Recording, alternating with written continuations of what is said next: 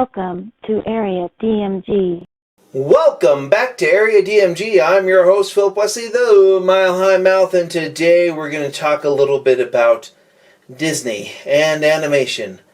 Because Disney, we need to have a talk. I mean, we seriously need to have a little bit of a heart-to-heart.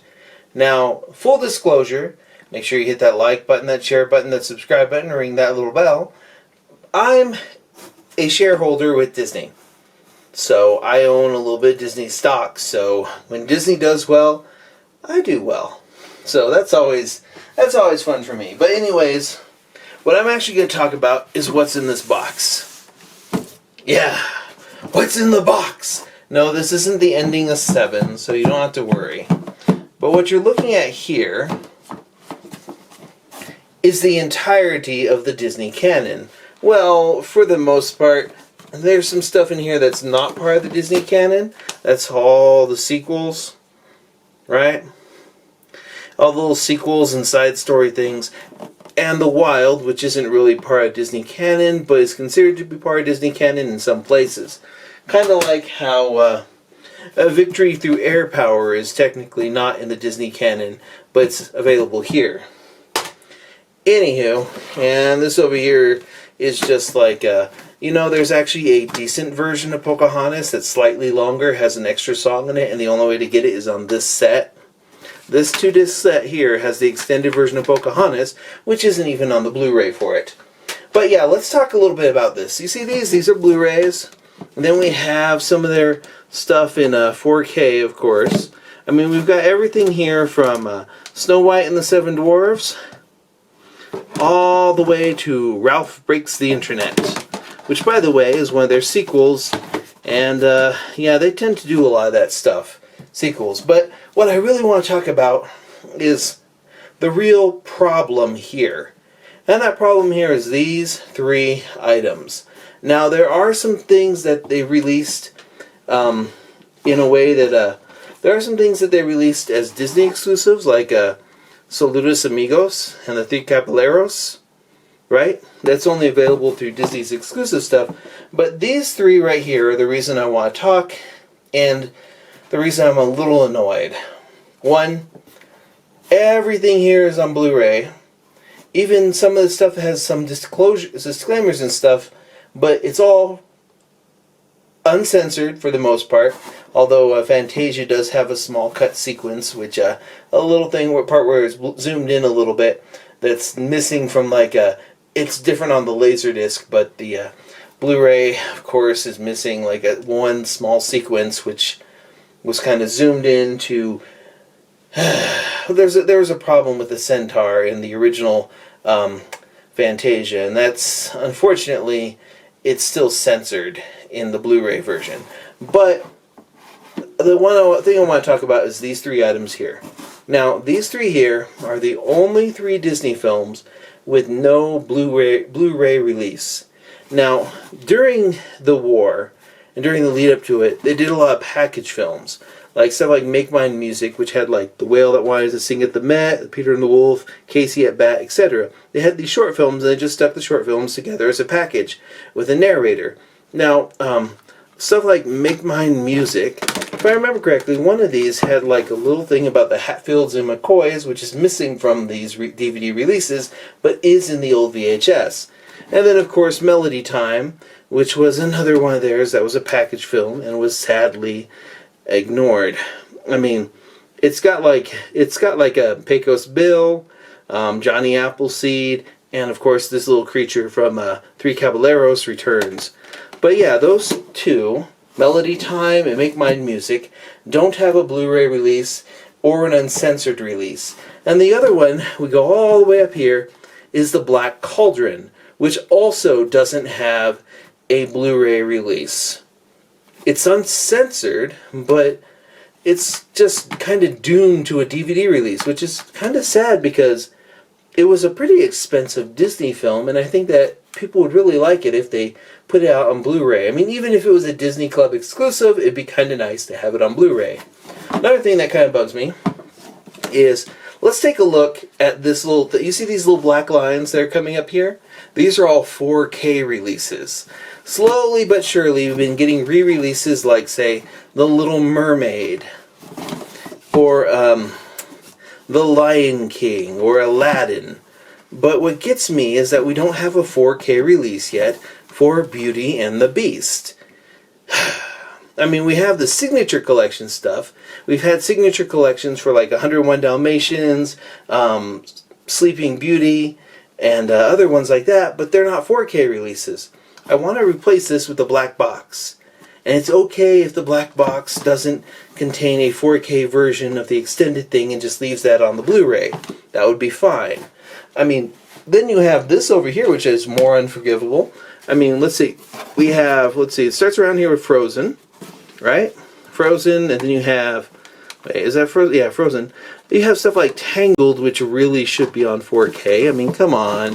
And then you have this little bit right here where you have 3 films in a row which don't have 4K releases even today. I mean, Moana is kind of inexcusable for that to not have a 4K release, because the version that you can see on Netflix, and apparently the version that will be on Disney Plus, will be 4K. 4K assets exist for a bunch of those. And I'm like, come on, Disney, just do the right thing and release that. I know what you're thinking. You're like, why are you doing this? What is this video about? Well, it's about me complaining about the Disney canon, or the lack of proper releases for some things on the Disney canon. I mean, come on. We don't have a Blu-ray for Black Cauldron. There's no Blu-ray for Black Cauldron, but we have Blu-ray releases, weirdly enough, for like Mulan 2 and The Hunchback of Notre Dame 2, and some of the terrible ones that they have out there.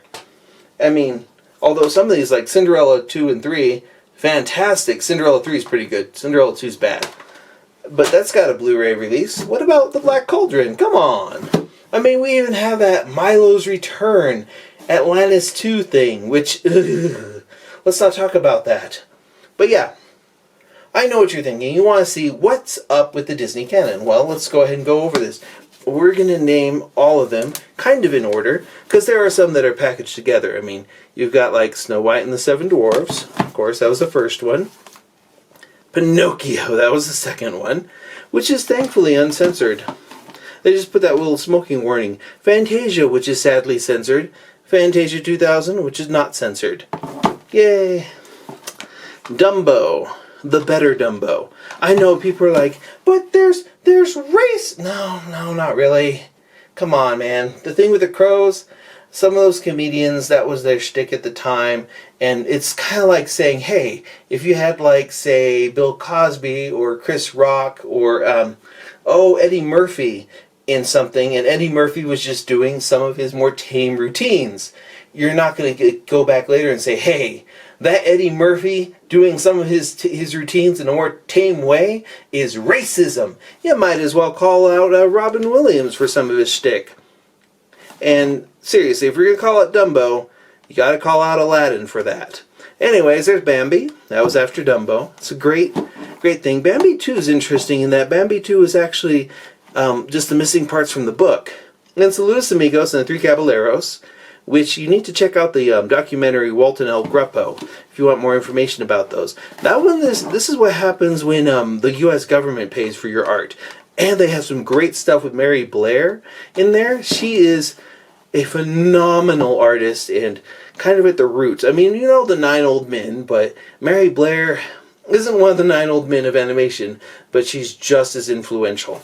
Make Mine Music, which is great. The Whale That Sings at the Met is one of those which is a really dark one. And I really, really, really, really liked Peter and the Wolf in that one. Then there was Fun and Fancy Free, The Adventures of Ichabod and Mr. Toad, which has Wind of the Willows, and of course, it's funny because the Blu-ray here also has a bonus of The Reluctant Dragon, which is not Disney canon, but is a good side story. And Melody Time, which, poor thing, is butchered. It's got bongo in it, right? Yeah, this is the one with the with like Johnny Appleseed, oh, the Lord's been good to me, and so I thank the Lord for giving me the things I need, the sun and the rain and the Appleseed. Yeah, it's pretty good. Anywho, then we have Cinderella. So This Is Love. And this is a pretty great film, although I feel like Cinderella 3 goes back and retcons part of this movie and actually makes it even better. I feel like those two just work together. Alice in Wonderland, which is still fantastic to this day, and it's one of the ones I'd really like to see re-released in 4K. Peter Pan, still good. Although, to be honest, Peter Pan to me always makes me think of Hook, and that makes me think of Robin Williams, and I get a little sad. But Return to Neverland, the little sequel to it, which was released theatrically but isn't Disney canon, has this wonderful sequence between an older Wendy and Peter Pan that's just great. The rest of the movie's kind of fluffy. Anyways, there's Lady and the Tramp, which is pretty good, and I'm looking forward to just seeing the live-action remake of this on Disney Plus, because of course I am. I mean, yeah, it's one of the few that I'm like, yeah, I'll watch that. It makes me think of like stuff that I like The Incredible Journey, or the original Air Bud and things like that. Anyways, then there's Sleeping Beauty, which has Prince Philip, named after me, of course. Yeah, I know. And Aurora. God, this one's great. And Maleficent's great in it too. Although Disney's trying to retcon that with their Girl Power Maleficent movie and its sequel, which is out this October. I'm just like, the live action stuff, even Enchanted, I was just like, I have opinions on all that. And the opinions are, 101 Dalmatians. Now, 101 Dalmatians had a live action version that was awesome. I liked it with Glenn Close as as Cruella de Vil. I love this movie. This movie's great. And this is one that I'd really like to see in 4K. Mainly because, the zero-graph type stuff, technology that they used. Like, the whole movie would just shine. Come on, do it. 4K. I want some 4K spots. 4K. Anywho, let's go over here. And next one up is The Sword in the Stone, which is pretty good. It's based on a little book again, and like a weird little take on the Arthurian legends, and it's fine. I like it. It's got like some really great things like dun dun dun dun dun dun. That's what makes the, and the whole thing of Mad Madam Mim is great. At the end, he becomes a germ. Anywho, Jungle Book. Now, the live-action Jungle Book wasn't too bad, and I like Baloo and Louie and all that other stuff there, Bagheera. I like how a lot of this is like scouting is based off of that. You have Boy Scouts, not Boy Scouts, Cub Scouts start out with like the leader of the pack essentially is you're Aquila. Then you have the bears and tiger cubs, etc., etc. You have all that stuff there. Wolves, and then you get to Weebelows, which is We Be Loyal Scouts.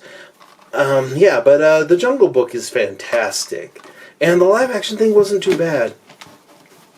Anywho, Aristocats.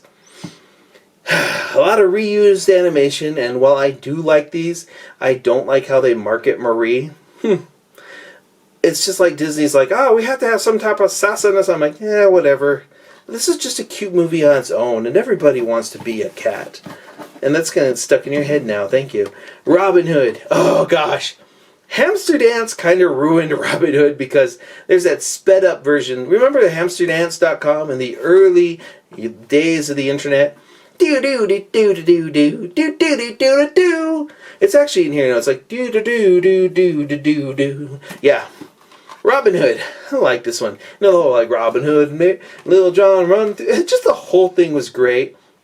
And I just liked it. To be honest, though, I'm sure people look at this and go, this is where furries come from. I'm like, yeah, whatever. Still a great film. Also, kind of a weird little anti-tax message in it, but I like it. It's good. Oh, it's just fun. It's like little sketches. This was the mini adventures of Winnie the Pooh. Each of these were little short films that they just shoved together in one big narrative, and it works fine. The wonderful thing about Tiggers is Tiggers are wonderful things. I'm not showing you any video from these because I know Disney. I know Disney likes to copyright things. Anyways, The Fox and the Hound, also based on a book, and this is The Fox and the Hound 2 included with it, which had like, I think Reba McEntire or something in it. It's weird. Anyways, I really like this one, and it's heartbreaking if you go back and rewatch it. And we'll always be friends forever, won't we? Ugh. It just made me sad. Oh man. The Rescuers and the Rescuers Down Under. Now the first Rescuers is okay. I think it's a little boring, to be perfectly honest. I like the Rescuers Down Under a lot more. And the whole thing with Bernard and Bianca, that was great. Like, he proposes to her at the end of Rescuers Down Under. I guess spoiler alert. But I read the books. There's like a dozen or so, like 20 books in the Rescuers stuff. And they're all great. Kind of like The Secret of Nim is fantastic. And the Miss Frisbee and the Rats of Nim, that book is fantastic. And The Rescuers is just kind of like that, and also like The Great Mouse Detective, where you're like, yeah, this works, this is all good. I like this. Anyways, Rescuers was good. Rescuers Down Under was better. Black Cauldron. They took like 3 of the books of the Prydain Chronicles, which is like a really great fantasy series, shoved them together, and it was a mess. It was like what happened with Lemony Snicket's Series of Unfortunate Events the first time around, where they're like, let's shove 3 books into one. Ha ha ha, that's a good idea. No, it's not a good idea. Although it's got munchings and crunchings for Gurgi. Yeah, it's good stuff. Anywho, then The Great Mouse Detective. Oh gosh, the CGI inside the clock at the end here, like it was advanced computer modeling or something, really great. Now, I read Basil of Baker Street, and I read the other books in the series, and this is based on a series of books, kind of like how Mary Poppins is more than one book. Anyway, it's The Great Mouse Detective. It's an original story in there, and I like that the Olivia's father in there is voiced by the same guy that does the voice of Uncle Scrooge. And just this Basil is so great in that, and Ratigan. I mean, Vincent Price just chewing through scenery. I think they're really like. I think when they got to him, they're like, "Hey, you want to be in this Disney movie?" I'm pretty sure he was just like, "Can I get some songs?" And so they gave him multiple songs, like "So Long," "Goodbye," "So Soon." It's just great, just a great villain. And speaking of songs, Oliver and Company. If I remember correctly, didn't this one get its butt kicked by The Land Before Time? Who knew that dinosaurs would be much more popular than Billy Joel? One of those is extinct. The other one could be. We don't know. Anyways, this is a good retelling of Oliver, to be perfectly honest. I do like Oliver. I do like this one. The Once Upon a Time in New York City. Or Perfect Isn't Easy, But It's Me. Also, go back and watch through it and feel bad about the Twin Towers, which they didn't remove from here, so I'm glad. Thank you. Just remember that stuff, okay? Thanks. Little Mermaid. This was the true Disney Renaissance, and it was fantastic, and I loved it. And my sister and I could like go line by line through this one and repeat the entirety of it over car trips, and it was fantastic. And that's awesome. It's one of the reasons why his sister's pretty cool. Anyways, this movie is great. And if you watch through it, like, watch the first 15. Like, gosh. And Ariel is just kind of like so much is good in here. Also, this actually has like the Japanese dub and so a bunch of stuff in there too. So it's kind of interesting to watch it in 4K. Part of the reason for 4K, and one of the reasons I like it, is multiple languages. Anywho, Beauty and the Beast. Pretty good. I have some thoughts about Belle. And if you listen to the commentary, so did the people who worked on this, including, I think, Brenda Chapman worked on part of this and was like a designer on it. The Beast is actually the main character, not Belle. Belle is actually an antagonist in this film. And I'll explain that later on at some point. But, still a great film. So good. Anyways, Aladdin. Aladdin is fantastic. I haven't seen the live-action version. I probably won't. Sorry, Will Smith. Sorry. Anyways, but sorry, not sorry. Anyways, this one's great. It's fantastic. Although it is censored, they censored that one line in there from it went from they cut off your ear if you don't like your face. They'll cut off your ear if they don't like your face. It's barbaric, but hey, it's home. They changed it to where it's flat and immense and the heat is intense. It's barbaric, but hey, it's home. And the sequels to this, Return of Jafar was but Prince of Thieves was pretty great. Land of the King of Thieves, sorry, yeah. And then The Lion King. Lion King is pretty great. I loved it back when it was called Kimba the White Lion. And if you look at some of the early, like there's versions of this on DVD where they have extras and early shots and early concept art where Simba is white. So yeah, there you go. Also, you can watch this in multiple languages, including German, if I remember correctly. Yeah, I think this has the German dub in it. So you got Spanish, French, other stuff. You can watch it in Japanese too, if I remember correctly. Lots of languages on the 4K discs. Anyways, after that we had Pocahontas. Not the biggest fan of Pocahontas. Not the biggest fan of the person who plays her dad, Russell Means. Not a big fan of him. He passed away, and that's kind of sad. But no, and also this version doesn't have the extended version, which has If I Never Knew You, which was pretty good. And you had Mel Gibson singing. That's a weird film. Pocahontas is just weird. I really like The Little Raccoon. And Colors of the Wind is fun. It's got like a music video vibe to it. Hunchback of Notre Dame. They tried to Disney it up a little bit more, and like the gargoyles don't work. I mean, they're there. But now, if the gargoyles were more just something in his head and they weren't actually more real or able to affect the area around them, this would be a better film. But it also has God Help the Outcasts, which is intensely great. Let's see, what's after that? Oh, Hercules. Hercules is so underrated. Hercules is fantastic. It has Forget About Love and a whole bunch of other great stuff. And it's got Danny DeVito as a satyr. Yeah. So, yeah, this is a great film. I think you've got Rip Torn as his dad. But no, Hercules is a great film and it has that awesome Hydra fight. And it's just a funny and great film overall. Anyways, next one up is Milan, which they're remaking. And, yeah. Okay. Why does Milan 2 have a Blu-ray release, even if it is piggybacked with Milan, and poor Black Cauldron over here doesn't? Black Cauldron is a better film than Milan 2. Many things are a better film than Milan 2. Many, many things are a better film than Milan 2, which is awful. And don't watch it. Milan is fantastic, though, and it's one of those things where you're like, man, Christina Aguilera can sing. Also, Reflections are pretty great, and you have Jackie Chan singing in a bunch of stuff, and it's awesome. This is one that I hope they put on 4K soon, especially with that live-action remake coming up. Maybe they'll give an excuse to like put this on 4K. Also, people will always finish your stuff if you're like, let's get down to business. Yeah.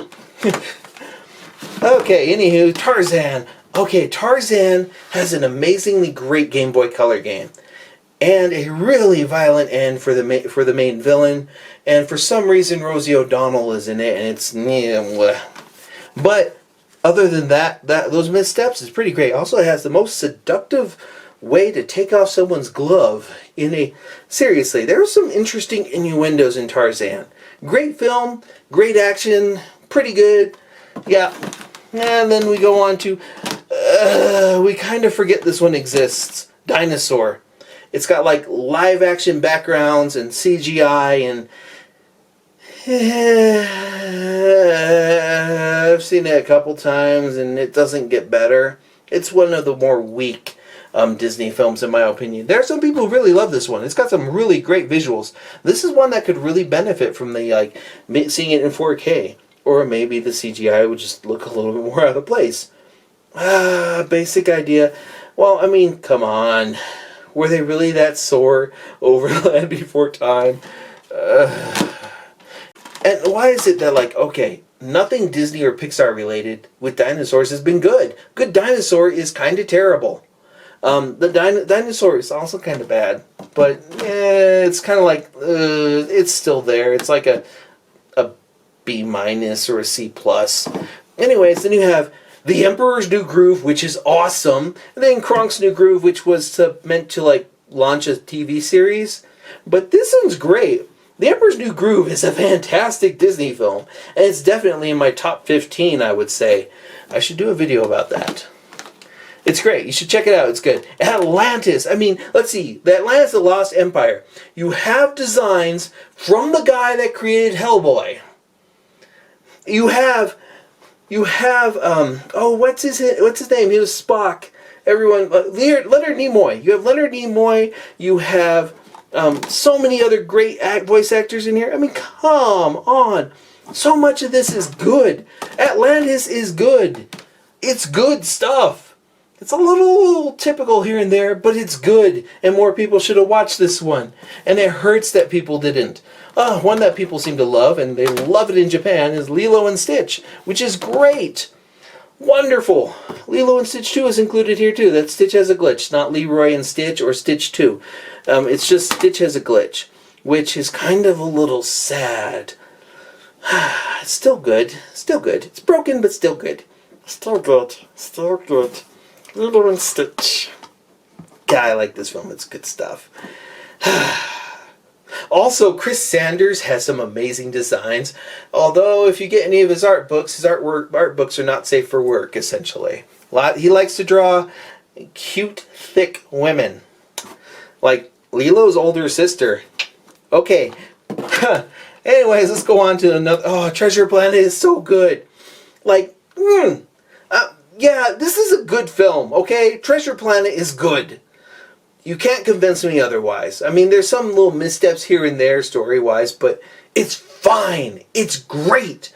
And just like Titan AE, it should have done better. Why did the audience not, like, come on. How did they mess this up? That's what bugs me. Like, they messed it up. Come on, Treasure Planet's good. Anyways, then we have Brother Bear. Brother Bear's interesting in that, like, you've got Rick Moranis as a moose. And he's great. And him and his buddy in there are just pretty much doing their shtick from Strange Brew. But yeah, you have Brother Bear is pretty good. Brother Bear 2, but Brother Bear, the interesting thing about Brother Bear is how it's shot. Like, the first parts of the movie are like in a 4:3. So if you watched it in theaters, it was not, you're like, oh, it's in the middle of the screen. Then after the thing where the main character becomes a bear, it spreads out to show an expansion of his worldview. It's a really good film about hate and racism and the predispositions that we have toward others, and about understanding that perspective. And the little thing, pretty much what happens is the main character kills a mother bear and ends up being turned into a bear through karma, and ends up escorting the mother bear's cub to safety. And it's a good film. Anywho, Home on the Range. Singing cows,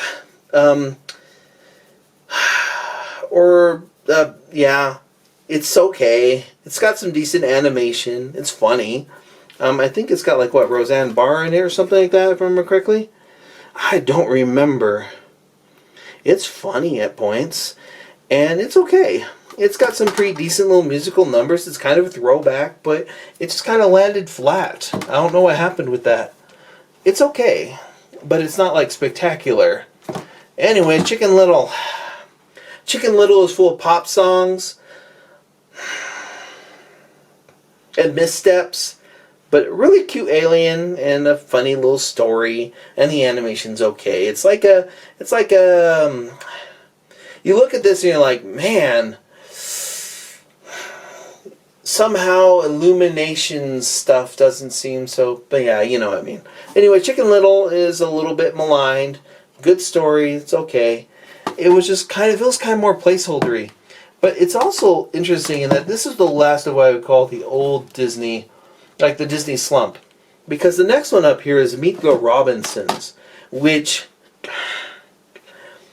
this is Disney learning some things. It's also very pro-adoption, and it actually puts the orphanages in a decent light. It's also about family, and it's good. It's like Disney's like, hey, maybe there's a thing to making these more about small personal stories. And so Meet the Robinsons is kind of like that. It's got some great animation, great sequences, and it's funny, and it's also very touching, and I like it. It's good. It's like, I would say this is the start of the newer Disney Renaissance.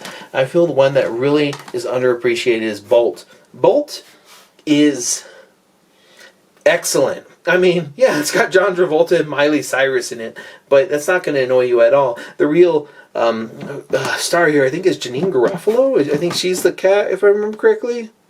I don't remember. Oh, it's got Rhino. Yeah, the little hamster is great. This is a fun movie. It was American Dog at one point, and you go through some of the extras in there, and like, I'm glad they changed many of these things that Chris Sanders wanted. But this is about the time when Chris Sanders was kind of kicked out of Disney. They took over his project, which would have been Bolt, and he went on to make, if I remember correctly, How to Train Your Dragon. So, thank you, Bolt. Also, Bolt has a really good thing to say about, like, how unfair people treat pets. Yeah, Bolt is bought at a pet store, and that's unfortunate. But that's kind of like, that's kind of unavoidable. I mean, that happens there. I don't really appreciate pet stores. You go to the mall and you see these things, and you're like, pet store pets always have abandonment issues and all sorts of other problems. That's why I actually prefer shelter pets, because they're broken just like us, and they need love. Anyways, it's got a pretty good, I don't like declawing cats. I think it's terrible. And it has some commentary on that. Anyways, good stuff. Anyways, let's go back here. This is them trying to be like, hey, we can do animation again, and it's going to be The Princess and the Frog. And this one, you know what? The main character, Tiana, is good but selfish. Very selfish. And then the prince is also pretty selfish. Best character in here in terms of, like, maturity is the Firefly. Who, Ray is just kind of, okay, spoiler alert, Ray dies in this film, and it happens in kind of an almost insignificant but crushing way, and you're just like, I remember seeing this in theaters, and there was a kid a couple bits away that had a little Firefly, the little plush toy for that. Disney selling plush toys of Jim Cummings' character there, and he's got like a fairly authentic accent too, which is kind of great. Ray is great, but then Ray dies, and I'm sitting here thinking to myself, oh God, Disney, yike. Also, I think it's kind of funny how like the main villain is just Barack Obama. Anyways, Tangled. People call this the new Renaissance, but the Renaissance actually started back with Meet the Robinsons. Disney's Tangled is fantastic. I really like Mandy Moore and stuff, and she's great. She's also really hot. But this is my opinion. But anyways, Tangled. This needs to be in 4K. I love this film. It's great. Pascal, yeah, little chameleon there. It's pretty good stuff. I will go through and explain some stuff about Tangled. It's pretty good. Definitely worth checking out. And it's kind of, without Tangled being a success, I don't think Disney would have gone back to, you wouldn't have gotten Frozen the way it was without Tangled. And the fact that they do show up in Frozen, if you're watching the extras, rather watching for Easter eggs, is pretty great. Then you have the Winnie the Pooh. It's their other traditionally animated one. It's kind of a sequel to the original one, and it's still good. Little trippy dream sequences with honey and stuff. Pretty decent. I liked it. Nothing really where you're like, eh. Although I have to say, it kind of ruins Red Balloons for me. Anywho, there you go. That's that. Then we get to Frozen. This was their mega hit.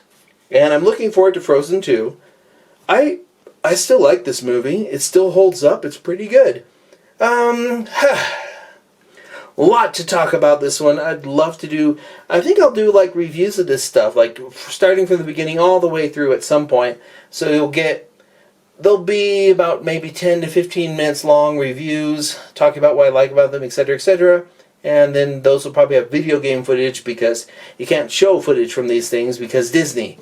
Copyrights! I have hum stuff, so that's probably an issue. Anyways, Wreck-It Ralph. Loved it. I loved this. This is a great film. And, God, it's still good. It's still really good. Yeah. I like it. And yeah, I mean, even Sarah Silverman doesn't bother me in it. And John C. Reilly's great in here. And dude from 30 Rock, pretty much, playing dude from 30 Rock. And action lady, I guess. Jane Lynch? I don't remember what her name is. I forget. Anyways, pretty great stuff. I liked it. And lots of little video game Easter eggs. Aaron laughs. Anywho, Big Hero number 6. Big Hero 6. After they got the Disney stuff, they're like, hey, let's grab this obscure comic book and make it into a movie. And I'm like, cool, thank you. Thank you. This is pretty great. Baymax is fantastic. I love that they use they use that little face scale for pain, and it's pretty accurate. I'm like, this is pretty great. Well put together. There's some story issues, but it also has a really great Stan Lee cameo. Stan Lee's in the Disney canon, and I feel like that's fantastic. It's one of my favorite Marvel animated films, outside of Into the Spider-Verse, which is awesome, and people should check that out.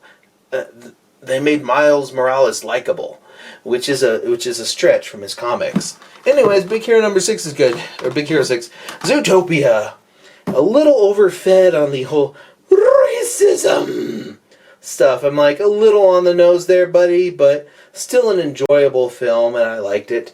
Pretty good, yeah. Although Judy Hopps is really the villain in this film. Her own prejudices are the villain. Yep. Also, it's got it's fun. I like it. Anyhow, it's a little hard-boiled detective thing, kind of like the Big Sleep, but with animals.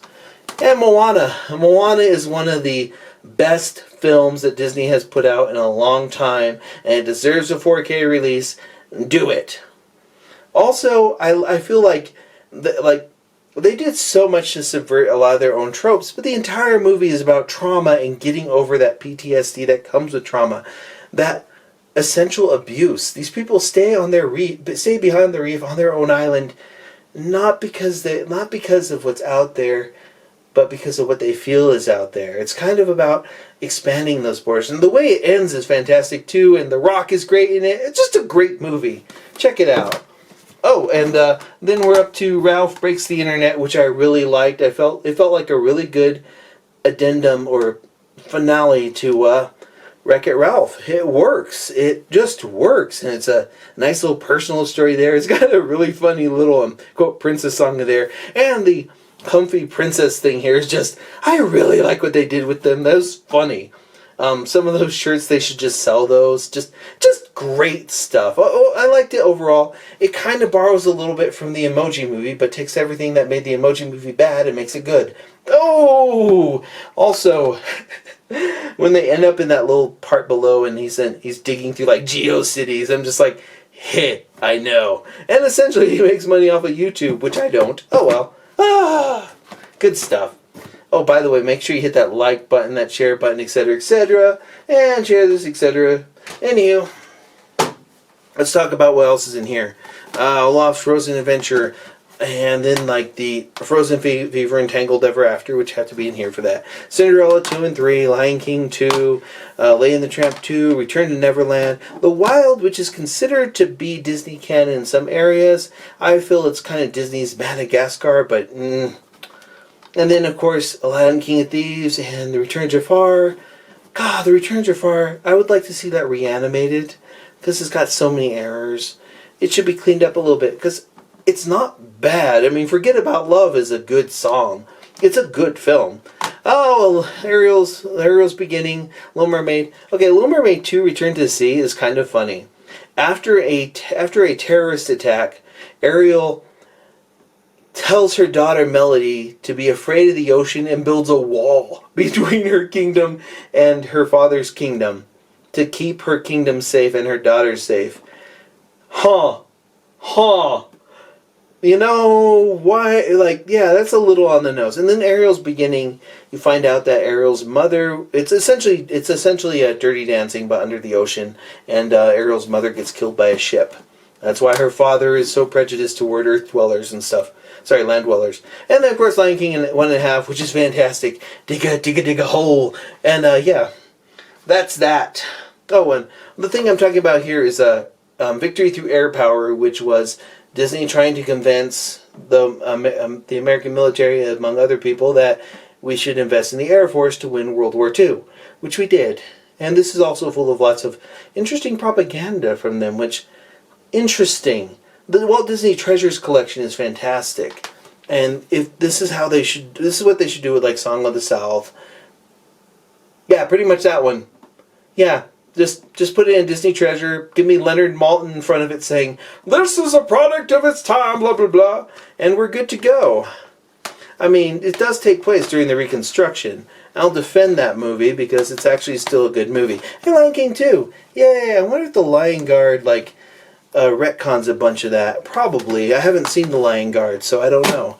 Let me know in the comments below. But yeah, this is just a quick discussion about Disney, and what I want you to take away in here is that Disney needs to respect their heritage and finish up the Blu-ray stuff.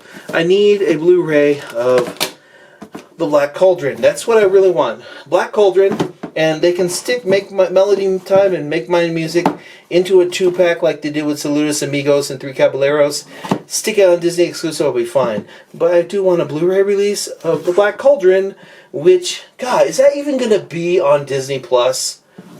Is all this going to be on Disney Plus? I don't know. Anyways, let me know in the comments below what you think. This is just me ranting about Disney. I'm a horrible nerd for Disney stuff. I'm also a shareholder, so yeah, there's that. Anyways, let me know in the comments below. Hit that thumbs up, hit that share button, hit that subscribe button, and ring that little bell so you're notified whenever there's a brand new video here on Area DMG. And until the next video comes out, you are now caught up. Morning, Maya.